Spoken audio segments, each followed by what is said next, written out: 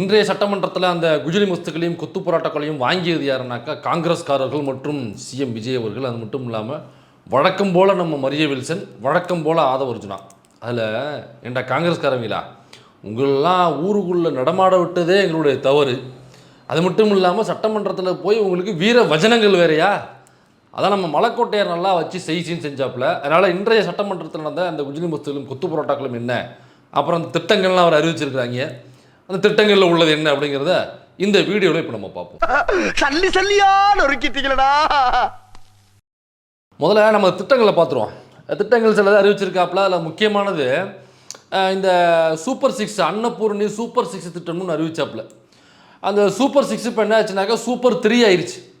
அந்த 6 சிலிண்டர் கொடுக்குறேன்னு நாங்கள் வருஷத்துக்கு இப்போ 6 போய் இந்த கழுதை தேஞ்சு கட்டரும்பான கதைன்னு சொல்லுவாங்க. அந்த மாதிரி 6 சிலிண்டர் சொல்லி வாக்குறுதி கொடுத்துட்டு இப்போ 6ங்கிறது 3ஆக மாறி போச்சு. கொடுக்கறது 3 சிலிண்டரு. ஆனால் திட்டத்துக்கு பேர் என்ன தெரியுமா? அன்னபூர்ணி சூப்பர் 6. இந்த திட்டத்தினுடைய பேரையாவது மாற்று, சூப்பர் 3 அப்படின்றாவது மாற்று. அப்புறம் 6 கொடுக்கும்போது சூப்பர் 6ன்னு மாற்றிக்க. கொடுக்கறது 3 சிலிண்டர், அப்புறம் என்ன அதுக்கு பேர் சூப்பர் 6. அதில் கொடுக்கும் பொழுது அவர் முன்னாடி வாக்குறுதி கொடுக்கும்பொழுது தேர்தலுக்கு முன்னாடி என்ன பேசினாப்பலனா, அனைத்து குடும்பங்களுக்கும் வருடத்திற்கு 6 சிலிண்டர் அப்படின்னு பேசிட்டு இப்போ என்ன மாற்றிருக்காங்கனாக்கா, இந்த திட்டம் இருக்குல்ல, இந்த அந்த சிலிண்டர் திட்டம், அதில் பயனடைகிறவங்க யாருனாக்கா நீங்கள் அவங்க கொடுத்துருக்குறது இந்த 3 சிலிண்டர்களையும் யார் யார் பயனாளிகளாக அப்படின்னு சொல்லி க்ரைட்டீரியா கொடுப்பாங்க. அந்த க்ரைட்டீரியாவில் உங்களுக்கு யாராவது இந்த மாதிரி கண்ணில் தென்பட்டாக்கா தயவு செஞ்சு கொண்டாந்து அரசாங்கத்திட்ட ஒப்படைங்க. அவங்களுக்கு 3 சிலிண்டர் காத்துக்கிட்டு இருக்கு. அந்த க்ரைட்டீரியா என்னன்னாக்கா, இப்படி இந்த உச்சந்தலையில் வந்து கை முளைச்சிருக்கணும். இப்படி கை இருக்குல்ல, அந்த கை வந்து இந்த இந்த ரிஸ்ட்லேருந்து வந்து உச்சந்தலையிலேருந்து மேலே வந்துருக்கணும் கை. அப்புறம் என்ன சொன்னாங்க, அப்புறம் இன்னொன்று சொன்னாங்க, நெட்ரிக்கன். அந்த திருவிழாடல் படத்தில் நம்மளால சிவாஜி கணேசன் வந்து நெட்ரிக்கனை திறப்பாப்புல, அந்த மாதிரி நெட்ரிக்கன் இருக்கணும் அப்படின்றாங்க. அப்புறம் இன்னொரு 3வது பாயிண்ட் சொன்னாங்க. அது என்னன்னாக்கா, உள்ளங்கைக்குள்ளே காது காது காது வந்து உள்ளங்கை, நம்ம மகாராஜா படத்தில் முதுகில் காது இருக்குன்னு சொல்லுவாங்கல்ல, அந்த மாதிரி உள்ளங்கையில் காது இருக்கணும். அந்த மாதிரி எல்லாரும் இருந்தாக்கா நான் நல்லா புரிஞ்சிச்சு அவங்களுக்கு. உள்ளங்கையில் காது, அப்புறம் நெத்தியில் கண், அப்புறம் உச்சந்தலையில் உள்ளங்கை. இது 3 இந்த மாதிரி இருக்கிற யாராவது உலகத்தில் அவங்களுக்கு தெரிஞ்சவங்க யாராவது இருந்தாக்கா தயவு செஞ்சு அவங்களை கூப்பிட்டுவாங்க. அவங்களுக்காக 3 முத்தான சிலிண்டர்கள் காத்து கொண்டிருக்கிறது. அவங்களுக்கு மட்டும்தான் அந்த முத்தான 3 சிலிண்டர்கள் அப்படின்னு சொல்லி க்ரைட்டீரியா போட்டிருக்காங்க. அது என்னன்னா ஒன்றும் இல்லை, அதாவது வருடத்திற்கு 2.5 லட்ச ரூபா நீங்கள் சம்பாரிச்சிங்கனாக்கா உங்களுக்கு இந்த திட்டத்தினுடைய பயனாளிகளாக நீங்கள் வர முடியாது அப்படின்றானுங்க. அப்போ 2.5 லட்ச ரூபாய்னாக்கா ஒரு நாளைக்கு நீங்கள் 700 ரூபா சம்பாரிச்சிங்கனாக்கா உங்களுக்கு இந்த சிலிண்டர் கிடையாது, இந்த இலவச சிலிண்டர் 3 சிலிண்டர் கிடையாது. அப்போ நாங்கள் என்னங்க பண்ணணும், நீங்கள் என்ன பண்ணணும்னாக்கா ஒரு நாளைக்கு 650லேருந்து 675 ரூபா வரைக்கும் யார் சம்பாதிக்கிறாங்களோ அவங்களுக்கு தான் இந்த முத்தான 3 சிலிண்டர்கள். அவங்களுக்கு மட்டும்தான் உள்ளங்கையில் காது இருக்குது, நெத்தியில் கண் இருக்குது, அப்புறம் உச்சந்தலையில் கை இருக்கும். அவங்களுக்கு மட்டும்தான் சிலிண்டர் அப்படின்னு சொல்லியிருக்கிறாங்க.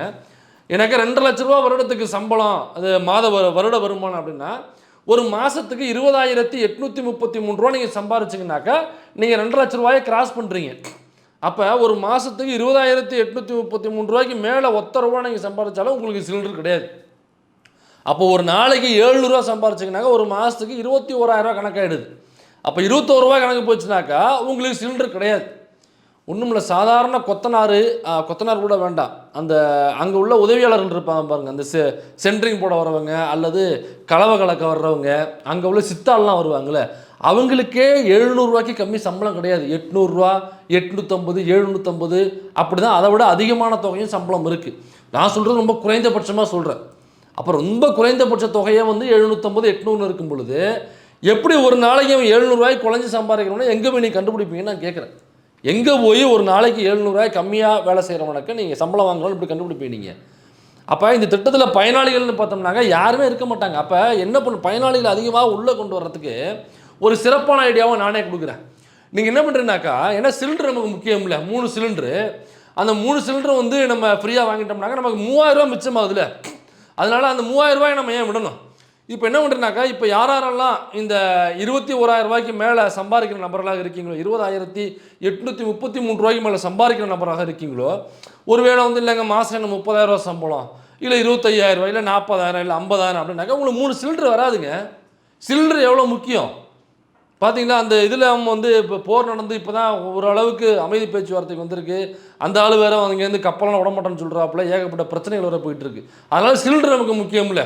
அதனால் என்ன பண்ணுறேனாக்கா, இந்த 21,000 ரூபாய்க்கு மேலே யாரெல்லாம் சம்பளம் வாங்கிருக்கீங்களோ என்ன பண்ணுறீங்கனாக்கா, உங்கள் முதலாளிகிட்ட போய்ட்டு சொல்லிடுங்க, ஐயா எங்கள் வீட்டுக்கு வந்து சிலிண்டர் தட்டுப்பாடு அதிகமாக இருக்குது, சிலிண்டர் வந்து 3 சிலிண்டர் எங்களுக்கு கண்டிப்பாக வேணும், அதனால் என்னுடைய சம்பளத்தை வந்து 20,833 போட்டு கொடுங்க அப்படின்னு போய் நீங்கள் எவ்வளவு சம்பளம் வாங்கினாலும் உங்களுடைய சம்பளத்தை 20,833 ரூபாயை மாற்றிக்கொள்ளுங்கள். அப்போ தான் உங்களுக்கு இந்த 3 சிலிண்டர் வரும். அப்படி இல்லைங்க, அப்படி பண்ண முடியாதனாக்க வேற ஒரு ஐடியா சொல்கிறேன் நான். அந்த வேலையை ரிசைன் பண்ணிவிடுங்க. ரிசைன் பண்ணிவிட்டு வேறு ஏதாவது ஒரு நாளைக்கு 500 ரூபா சம்பளத்தில், இல்லை ஒரு 600 ரூபா சம்பளத்தில், அல்லது 650 ரூபா சம்பளத்தில், அல்லது 675 ரூபா சம்பளத்தில் ஏதாவது என்ன வேலை கிடைக்குன்னு பாருங்கள். அந்த வேலைக்கு போய் ஜாயின் பண்ணிடுங்க. அப்படி ஜாயின் பண்ணிட்டீங்கன்னாக்கா உங்களுடைய ஆண்டு வருமானம் 2.5 லட்சத்துக்குள்ளே வந்துடும். இப்போ 2.5 லட்சத்துக்குள்ளே வந்துருச்சுனாக்கா சிலிண்டரு 3 சிலிண்டரு அல்வா மாதிரி தூக்கிட்டு போடலாம் நீங்கள். அதனால் இந்த ஐடியாவை ஃபாலோ பண்ணி தமிழ்நாட்டில் உள்ள எல்லா பயன்பாட்டாளர்களும் இந்த ஐடியாவை பயன்படுத்தி இந்த திட்டத்தில் உள்ள பயனாளிகளாக நீங்கள் வந்து இந்த 3 முத்தான சிலிண்டரை அள்ளிக்கொண்டு போகுமாறு தமிழ்நாடு அரசு உங்களை கேட்டுக்கொள்கிறது. இது முதல் திட்டம். ஆனால் சொல்லும் பொழுது என்ன சொன்னாங்க, எல்லாருக்கும் சிலிண்டர் உண்டு அப்படின்னு சொன்னாங்க. ஆனால் இப்போ சொல்லும் பொழுது வருட வருமானம் 2 லட்சம் ரூபாய்க்கு உள்ளே இருக்கிறவங்களுக்கு மட்டும்தான் சிலிண்டர், அதுவும் 3 சிலிண்டர் தான் வருடத்துக்கு. சரி, அதையும் எப்பப்போ கொடுப்ப, அது இந்தா இப்போ கொடுத்துருவோம். இப்போனாக்கா எப்போ இந்த வர பொங்கல் இருக்குல்ல, இது வர பொங்கலா, பொங்கலுக்குன்னு 6 மாதம் இருக்குது. அப்போ இந்த 3 சிலிண்டர் இப்போ வராது நமக்கு. யார் இந்த பயனாளிகள் சொல்கிறோம், யாராவது பயனாளிகளோ அவங்களுக்கு இப்போ வராது. அந்த சிலிண்டரும் பொங்கல் அன்னைக்கு தான் அந்த துவக்க விழாவை பண்ணுறாங்க. பொங்கல்லேருந்து தான் அந்த திட்டமே வந்து ஆக்டிவேட் ஆகுது. அப்போ 6 மாதத்துக்கு அப்புறம் கொடுக்க வேண்டியதை என்ன மண்ணாங்கட்டிக்கு எனக்கு இப்போ வந்து கொடுக்குற அப்படின்னு யாரும் கேட்டுறாதீங்க. அப்புறம் இப்போ இதில் பயனாளிகளை தேடி கண்டுபிடிக்கிறது இருக்குல்ல, அதுவே ஒரு பெரிய ப்ராசஸ் அது. அப்போ அந்த பயனாளிகள் இந்த ஒரு நாளைக்கு 675 ரூபா சம்பளம் வாங்குகிற, ஒரு மாதத்துக்கு 20,833 ரூபாய்க்குள்ள சம்பளம் வாங்குறவங்கள தேடி கண்டுபிடிச்சி கொண்டு வர்றதுக்கே நீங்கள் ஒரு சிறப்பு குழுவை அமைக்கணும். ஒரு ஓய்வு பெற்ற நீதிபதி தலைமையில் ஒரு பெரிய டீமை போட்டு அதுக்குள்ளே வந்து இந்த மாதிரி இந்த பயனாளிகளை தேடி பிடிச்சி கொண்டு வாங்க அப்படிங்கிறதுக்கு அதுவே ஒரு பெரிய ப்ராசஸ்ஸு. இப்போ ஒரு திட்டம் ஆரம்பிக்கிறாங்க அப்படின்னாக்கா ஒரு 100 பயனாளியாவது அவங்க கொண்டாந்து உட்கார வைப்பாங்க. உட்கார வச்சு 4-5 பேர் பேசுவாங்க. பேசிவிட்டு அதுக்கப்புறம் திட்டத்தை ஆரம்பிக்கிறதுக்காக 100 பேரை க்யூவில் வர வச்சு அந்த 100 பேருக்கும் அதை கொடுத்து திட்டத்தை ஆரம்பிப்பாங்க. அப்படியே ஒரு 100 பேரை திட்டத்தை ஆரம்பிக்கிற அன்னைக்கு ஒரு 100 பேர் தேவைப்படும்ல, அன்னைக்கு பார்க்குறேன்டா நீ எத்தனை பேரை பிடிச்சிட்டு வராங்கிறத நான் அன்னைக்கு பார்க்குறேன். அந்த 100 பேரை தமிழ்நாடு முழுக்க சல்லடை போட்டு தேடினாலும், அந்த 100 பேரை தமிழ்நாடு முழுக்க நீ வேற வலை வீசி தேடினாலும் அந்த 100 பேரை உனக்கு கிடைக்க மாட்டாங்க. ஒரு திட்டத்தை தொடங்கி வைக்கிறதுக்கான 100 பேர் வேணும்ல, அந்த 100 பேரே கிடைக்க மாட்டான் அந்த க்ரைட்டீரியாவுக்குள்ளே. அப்படியாப்பட்ட க்ரைட்டீரியாவை தூக்கி கொண்டாந்து வச்சுக்கிட்டு 3 சிலிண்டர் நாங்கள் தரோம், அதுக்கு பேர் அன்னபூர்ணி சூப்பர் 6. அதுக்கு மாதம் நீங்கள் 20,833 ரூபாய்க்குள்ளே சம்பாதிக்கணும். அப்படி சம்பாதிக்கிறவங்க மட்டும்தான் சிலிண்டர், அதுவும் அந்த 3 சிலிண்டர். அடுத்து 2வது திட்டம் என்னன்னாக்கா, இந்த எங்கள் தளபதி எங்கள் தலைவர் வந்து நாங்கள் கலந்துரையாடல் இருக்கும் பொழுது அவர் வந்து இந்த என்ன இந்த விடியல் பேருந்தை பற்றி கேட்ட உடனே, அப்போ தமிழ்நாடு முழுக்க எல்லாருக்கும் இப்போ மகளிருக்கு இலவச பயணம் இல்லையா, ஏன் அப்படி பயணம் இல்லை, அதெல்லாம் பண்ணால் ஒரு சிட்டிக்குள்ளே மட்டும்தான் அவங்க போகணுமா, அல்லது பக்கத்து ஊருக்கு மட்டும்தான் போவாங்களா, ஏன் அவங்கள வந்து சிறகை விரித்து தமிழ்நாடு முழுக்க பறக்க வேண்டாமா, அதனால் நான் வந்தோடனே முதல் கையெழுத்தாக என்ன கையெழுத்தை போடுவோம்னாக்கா, தமிழ்நாடு முழுக்க பெண்கள் எல்லா பேருந்துகள்லையும், அதாவது எந்த வித்தியாசமும் இல்லாமல் எந்த பேருந்தில் வேணாலும் பயணிக்கலாம். அவங்க AC bus, deluxe, super deluxe, semi deluxe, அப்புறம் வந்து express, LSS, point to point, local bus, எந்த பஸ்ஸாக இருந்தாலும் பெண்கள் இலவசமாக பயணிக்கலாம் அப்படிங்கிறத முதல் கையெழுத்தாக போடுறேன்னு எங்கள் தலைவர் சொன்னார். ஏன்னாக்கா இங்கே உள்ள எல்லா பெண்களையும் அவருடைய அக்காவாக, அவருடைய தங்கையாக, அவருடைய அம்மாவாக, அவருடைய பெண்ணாக, அவருடைய சித்தி பொண்ணாக, அவருடைய அக்கா பொண்ணாக, அவருடைய மாமா பொண்ணாக, அவருடைய பேத்தியாக, அவருடைய குழந்தையாளாக எல்லாரையும் அப்படியாக சொந்தமாக பார்க்குறாரு.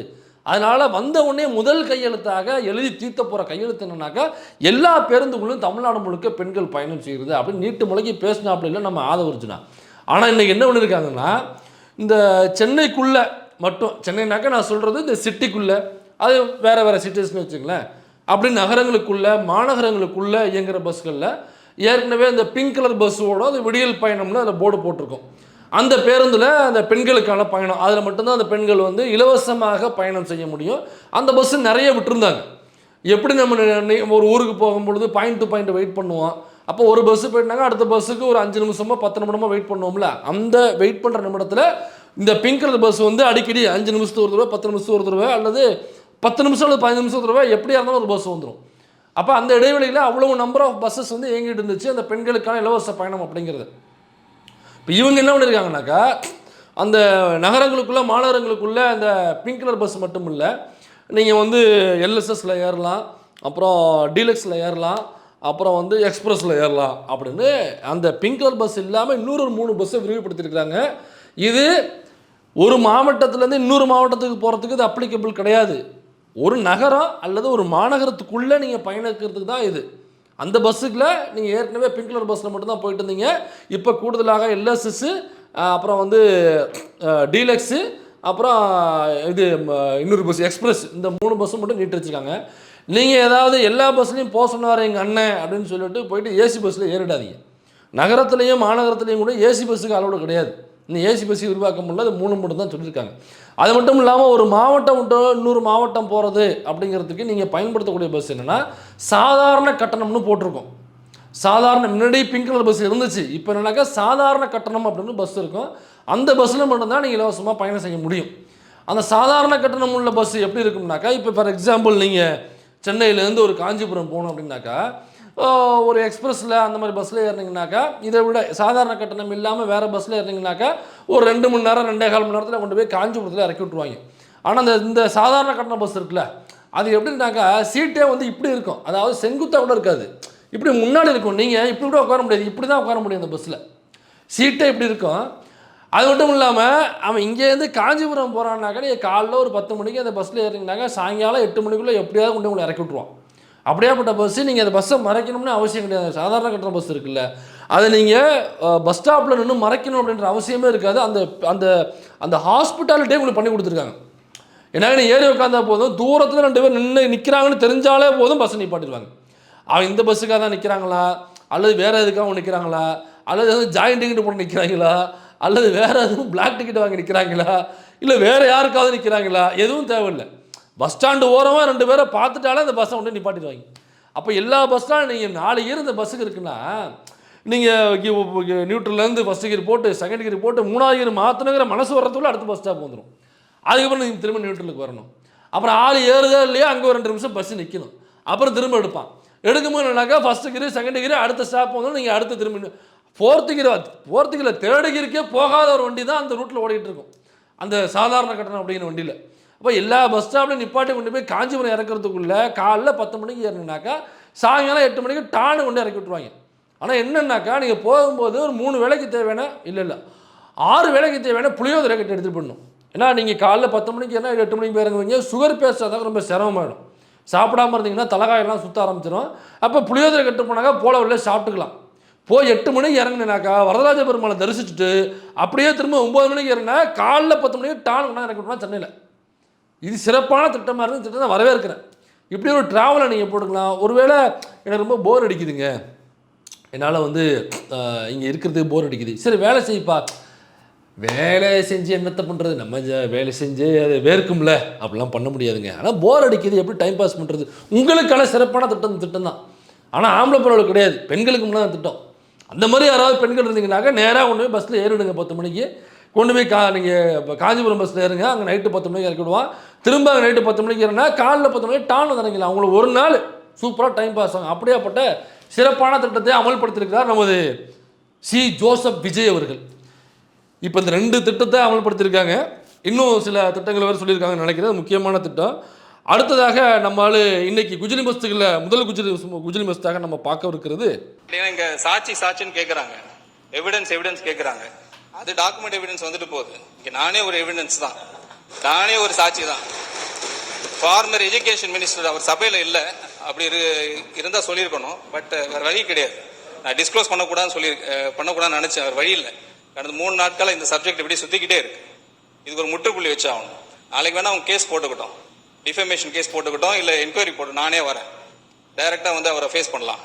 எந்த இடத்துல, எந்த டி நகரில், எந்த இடத்துல, குளோபல் அப்படின்னு ஒரு இடத்துல எவ்வளோ அமௌண்ட் கொடுத்தோம் எல்லாம் நானே சொல்ல முடியும், எல்லாரையும் சொல்ல முடியும், கிளியராக அமௌண்ட் சொல்ல முடியும். இதுதான் சாட்சி.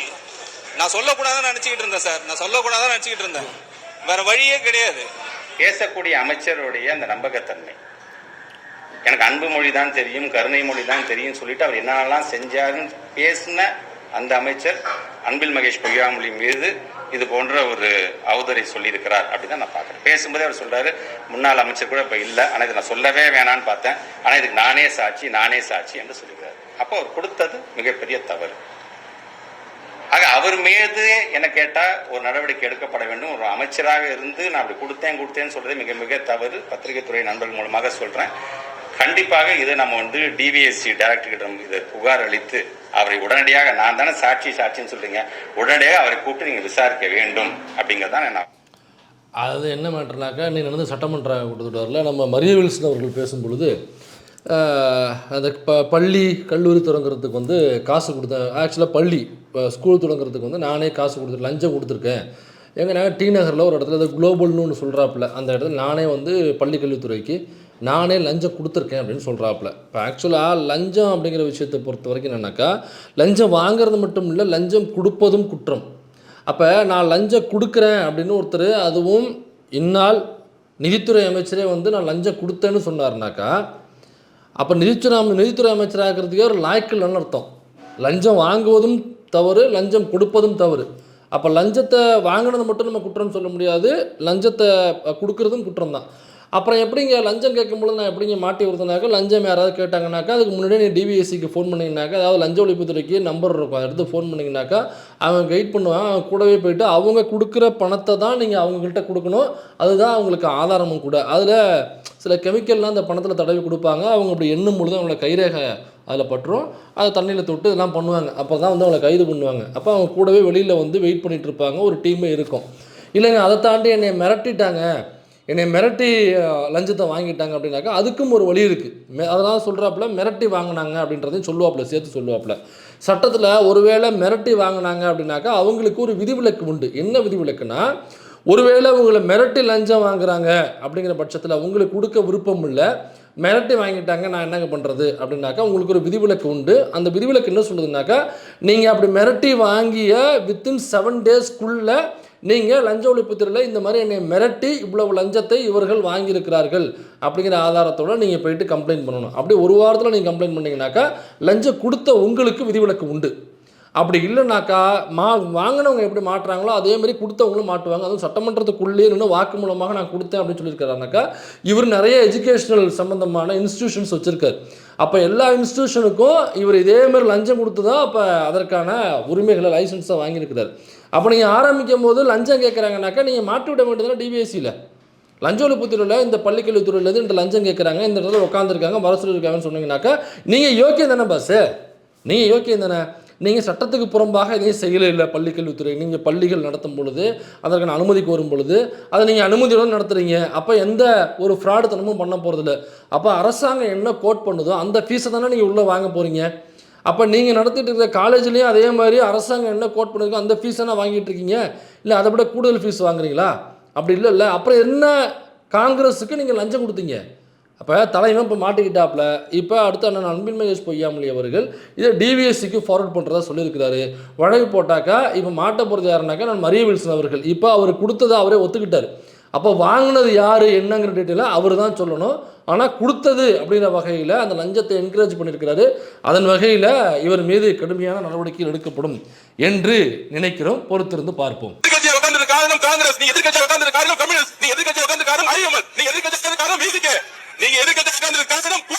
கூட்டணியில் இருந்து வெற்றி பெற்றோம் என்று அது நாங்கள் ஒத்துக்கொள்கிறோம், அதெல்லாம் ஒன்றுமில்லை. எங்களுடைய கூட்டணியில் இருந்து வெற்றி பெற்றவருடைய ஆதரவோடு தான் நீங்கள் இன்றைக்கு ஆட்சி அமைத்திருக்கிறீர்கள். அதை செஞ்சு உங்களுக்கு அவ்வளவு ரோசமா தனியா நின்னா அவரை வெளியே அனுப்பிச்சு விட்டு ஆட்சி வந்தீங்க. ஏன் வெளியே, ஏன் வந்து 80ல தோத்து போய் நின்ன போது காங்கிரஸை கை கொடுத்தது திமுக, காங்கிரஸே வந்திருக்காது. எப்படி அப்படி சொல்றது? என்ன இந்த ஆதவர்ஜனாவுக்கு வரலாறும் தெரியாது, பேசவும் தெரியாது, ஒரு இடமும் தெரியாது. அவருக்கு தெரிஞ்சது என்னன்னாக்கா, அப்படி ஏந்திரிச்சு பெரிய வீராப்பா தனக்கு எல்லா வரலாறுகளையும் தெரியும், தான் ஒரு பயங்கரமான ஒரு பேச்சாளர் அப்படின்னு அவரை ஏமாற்றிட்டு இருக்கக்கூடிய ஒரு ஆள். திடீர்னு ஏந்திரிச்சு என்ன பண்ணுவார்னாக்கா பயங்கர வீராவசமாக என்ன தெம்பு இருந்தால் வேற எதாவது சொல்லுவாப்புல தைரியம், அது தைரியம் தலைவா, தைரியம் இல்லை ஏந்திரிச்சுன்னு தைரியம் இருந்தால், உங்களுக்கு தைரியம் இருந்தால் அப்படிங்கிறது மட்டும்தான் பேசுவாப்புல. மற்றபடி அவருக்கு எந்த வரலாறுகளும் தெரியாது. அதனால் இப்போ திமுக ஜெயிச்சது எதிர்க்கட்சியாக கூட வந்து நீங்கள் உட்காந்துருக்கீங்க அப்படின்னாக்கா அதற்கு காரணம் யாருன்னா அதுக்கு திமுக கிடையாது. உங்கள் கூட இருந்த விசிகா, உங்கள் கூட இருந்த கம்யூனிஸ்ட் கட்சி, உங்கள் கூட இருந்த ஐஎம்எல் இவங்கெல்லாம் சேர்ந்து தான் உங்களுக்கு 15% ஓட்டு. அந்த ஓட்டை சேர்த்ததுனால நீங்கள் இது அட்லீஸ்ட் எதிர்க்கட்சியாவது நீங்கள் உட்காந்துருக்கீங்க அப்படி இல்லைனாக்கா நீங்கள் எதிர்க்கட்சியாக கூட உட்காந்துருக்க முடியாது. அப்போ எனக்கு எதிர்க்கட்சியாக கூட உட்கார்றதுக்கு காரணம் யாருனாக்கா இந்த கூட்டணி கட்சிகள் தான் அதுக்கு காரணம் அப்படின்னு சொல்கிறாப்புல. அப்போ தான் நான் மலைக்கோட்டையார் அவர்களேன்னு சொல்கிறாப்புல கேஎன்ஆர் அவர்கள், தம்பி நீ சொல்கிறதெல்லாம் வாஸ்தவம் தான், அதெல்லாம் யாரும் இன்னும் சொல்லவே இல்லை. அப்போ எல்லாருடைய வாக்குகளையும் சேர்த்து நாங்கள் உட்காந்துருக்கோம். ஆனால் நீங்கள் இன்றைக்கி ஆளுங்கட்சியாக உட்காந்துருக்கிறதுக்கு எங்களுடைய தயவில், எங்களுடைய கூட்டணியில் இருந்து எங்களுடைய வாக்குகளையும் பெற்று வெற்றி பெற்ற அந்த கட்சிகளுடைய தயவால் தான் அவங்க போட்ட பிச்சைகளை தான் நீங்கள் ஆட்சியை நடத்திட்டு இருக்கீங்க. அப்போ அந்த பிச்சையில் எங்களுடைய பங்கு இருக்குது தம்பி அதிகபட்சமாக அப்படிங்கிறது தான் அண்ணன் சொல்கிறாப்புல. ரொம்ப சிம்பிள் கால்குலேஷன் தான் இது. இது பெரிய இதை பேசும் பொழுது இப்படியாக நம்ம பின்னாடி அடி வாங்குவோம்னு என்ன சொல்கிறது, பின்னாடி அடி வாங்குவோம் அப்படிங்கிறது தெரியாமல் கூட அவர் பேசியிருக்க மாட்டார். அவர் ஏன் பேசி வார்த்தை மாற்றுறாரு அப்படின்னா இன்றைக்கி பேச வேண்டிய விஷயமே வேறு. ஆக்சுவலாக இந்த 2 திட்டம் கொண்டு வந்தாங்க இல்லையா, அது மட்டும் இல்லை பரந்தூர் விமான நிலையம் வர இல்லை அப்படின்னு சொல்லிட்டாங்க. ஸோ இதை பற்றின விவாதங்கள் தான் அதிகமாக போகணும். அது மட்டும் இல்லை அந்த பாரதிதாசன்கிற மாணவர் அவருக்கு வந்து அந்த தொகை இன்னும் போகலை அப்படிங்கிற பிரச்சனை பெருசாக போயிட்டுருக்கு. ஒரு ஆணவ படுகொலை நடந்திருக்கு. அது மட்டும் இல்லை கூட்டணி கட்சிக்குள்ளேயே இவங்க கம்யூனிஸ்ட் கட்சியிலேருந்து வந்து இன்றைக்கி முரண்பாடாக பேசியிருக்கிறாங்க. நம்ம இவர் பேசன்மும் தொடர் கூட வந்து கூட்டணிக்கு எதிராக பேசியிருக்கிறாரு. அது மட்டும் இல்லை விசிகாவிலேருந்து ரஜினிகாந்த் அவர்கள் அவரே வந்து அந்த குதிரை பேரம் நடப்பது உண்மைதான் போல் இருக்குது, என்ன அப்படி பேசிகிட்டு இருக்காங்கன்னு சொல்லிட்டு அவரும் முரண்பாடான விஷயங்களை பேசியிருக்கிறாரு. அப்போ இந்த கூட்டணி கட்சிக்குள்ளேயே இப்போ தாவேகாவுக்கு எதிரான குரல்கள் எழுந்து கொண்டிருக்கிறது.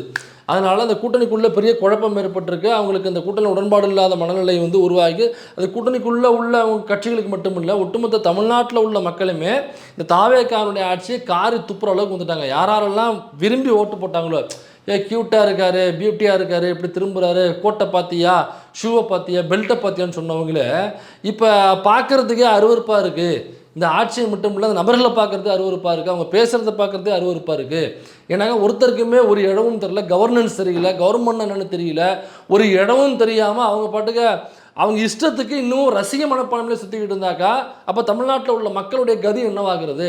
கவர்னன்ஸ் தெரியாமல் எத்தனை நாளைக்கு அவங்க உட்காந்து முழிச்சுட்டு இருக்க போகிறாங்க? அதனால் இந்த அரசாங்கம் மட்டும் இல்லை, இந்த அரசாங்கத்தில் உள்ள நபர்களை பார்த்தாலுமே ரொம்ப அருவருப்பாக இருக்குது அப்படிங்கிற மனநிலைக்கு தமிழ்நாட்டு மக்களே வந்துட்டாங்க. அவங்க தமிழ்நாட்டில் மட்டும் ஆத்திர போகல, இந்தியா பூரா ஆத்திர போனாங்க. இந்தியா பூரா போது 40 இடம், தமிழ்நாட்டில் மட்டும் 10 இடம் உங்களுக்கு கொடுத்துருக்கோம், ஜெயிக்க வச்சிருக்கோம். போதும் போதும். தமிழ்நாட்டில் மட்டும் நீங்க பெற்றது கூட ஊரு பூரா 2 இடம் பெற்ற கூட 10 இடம் கொடுத்தது காங்கிரஸுக்கு. நாங்க அதை பார்த்து சண்டை நல்ல உச்சத்தில் போயிட்டுருக்கு. ரொம்ப இன்ட்ரெஸ்டிங்கான மேட்ரு.